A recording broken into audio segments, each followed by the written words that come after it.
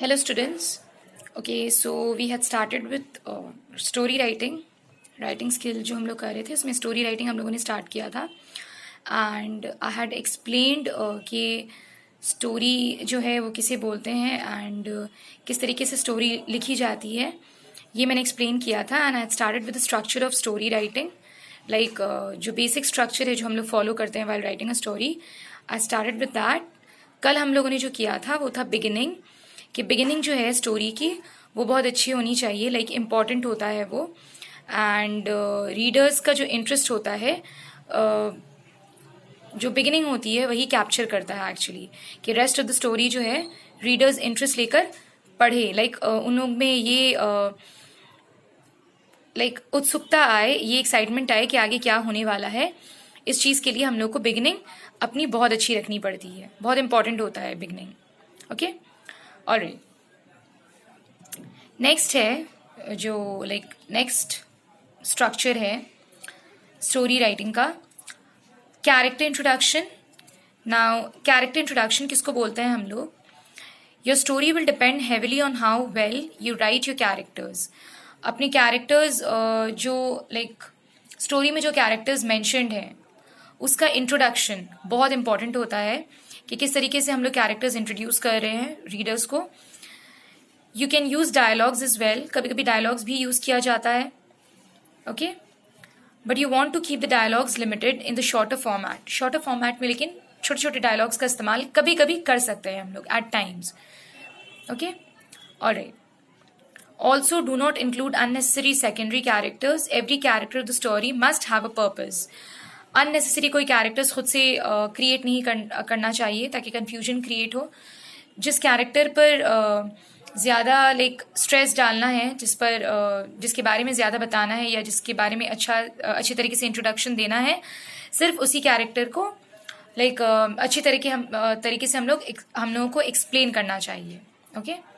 Alright next है plot now plot जो है इस पर डिपेंड करता है कि पूरी स्टोरी कैसी है here is where the actual narration of the story will happen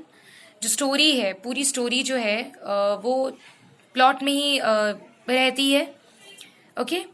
the events that occur और the description of the situation will be written in the plot जो भी इवेंट्स लिख रहे हैं हम लोग इंसिडेंट्स लिख रहे हैं स्टोरी में क्या चल रहा है क्या हो रहा है क्या होने वाला है कुछ भी स्टोरी का everything will be included in the plot okay plot में सब कुछ रहेगा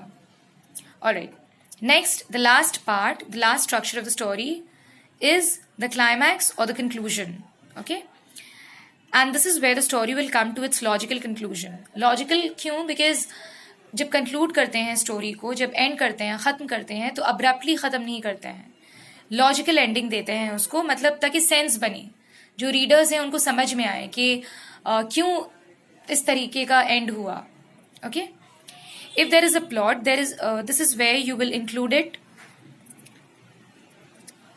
and always end your story in an interesting manner ठीक है हमेशा इंटरेस्टिंगली स्टोरी जो है वो एंड करना चाहिए also it is not necessary to give your story a definite ending cliff hanger is another effective tactic now this is not a necessity this is optional कभी कभी ऐसा होता है कि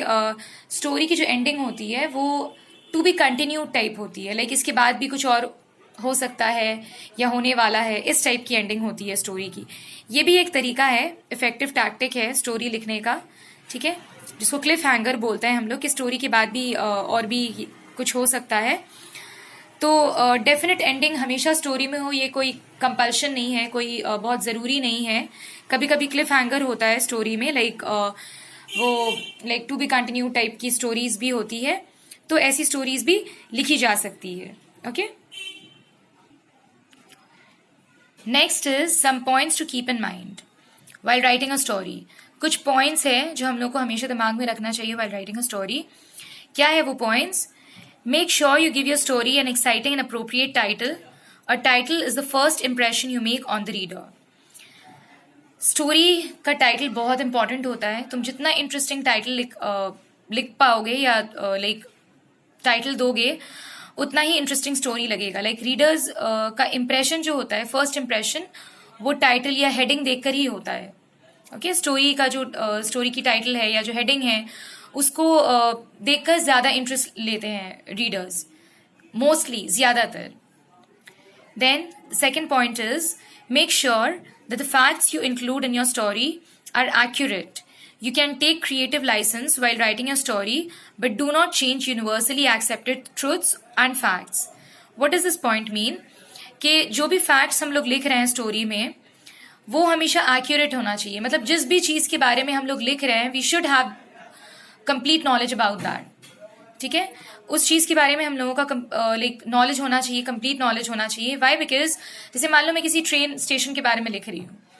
अब टाइमिंग्स है ट्रेन की अलग अलग, इसके बाद स्टेशन है अलग अलग, कहाँ पे कौन सी ट्रेन रुकती है। अब अगर मुझे पता नहीं है कि ट्रेन कहाँ पे रुक रही है या फिर कौन से एक्सप्रेस के बारे में लिख रही हूँ, कौन सी जगह पर रुकनी चाहिए, तो इनकम्प्लीट अगर उस तरीके से हम लोग नॉलेज वाली चीज़ें लिखेंगे तो वो इनएक्यूरेट होंगी, मतलब एग्जैक्ट नहीं होंगी, तो रीडर्स को इंटरेस्ट नहीं लगेगा, फेक लगने लगेगा वो चीज़। ओके, सो जिस भी चीज़ के बारे में हम लोग लिख रहे हैं वो चीज़ एक्यूरेट होनी चाहिए। दूसरी क्या बात है जो इंपॉर्टेंट दिमाग में रखनी चाहिए, ये कि यूनिवर्सली एक्सेप्टेड ट्रुथ्स को या फैक्ट्स को हम लोग चेंज नहीं कर सकते हैं। जो चीज़ लाइक फैक्चुअल ट्रुथ्स है या जैसे कोई भी चीज़ को हम लोग चेंज नहीं कर सकते, जो नेचुरल चीज़ें हैं उन सारी चीज़ों को चेंज नहीं कर सकते हैं, अपने तरीके से क्रिएट नहीं कर सकते हैं। If the sun rises in the east, हम लोग स्टोरी में सन को वेस्ट से नहीं राइज करा सकते हैं। ओके, तो इस तरीके से स्टोरी जो है वो बहुत फेक टाइप की लगेगी, अच्छी नहीं लगेगी पढ़ने में या सुनने में। Alright, the next point is the story must flow fluently. If there is a series of events taking place, make sure the flow has some order, the reader must not be confused. Story जो है बहुत fluently like flow में रहना चाहिए, ठीक है, बहुत ज़रूरी है ये भी चीज़। अगर सीरीज ऑफ इवेंट्स है स्टोरी में तो एक के बाद एक क्रोनोलॉजिकली आना चाहिए, जिस पॉइंट के बाद जिसको इंक्लूड करना चाहिए उस तरीके से आना चाहिए। जैसे हिंट्स भी दिया रहता है जब स्टोरी में, तो एक हिंट जो दिया गया है तो उस हिंट के बाद दूसरा हिंट, उसके बाद दूसरा हिंट, क्रोनोलॉजिकल ऑर्डर में होना चाहिए। ओके, अब्रप्टली नहीं कि कोई सा पॉइंट कभी हो गया, नेक्स्ट पॉइंट फिर दूसरे बार हुआ, इस तरीके से रीडर्स जो है वो कंफ्यूज्ड हो जाएंगे, कंफ्यूजन में रहेंगे कि कौन सा इवेंट किसके बाद हुआ। Okay, next, the last point, do not use very flowery language or overuse complicated words. The best stories are written in uncomplicated words so as not to distract from the plot. बहुत ज़्यादा exaggerate करके या बहुत ज़्यादा big words use करके like simple language में लिखना चाहिए, बहुत ज़्यादा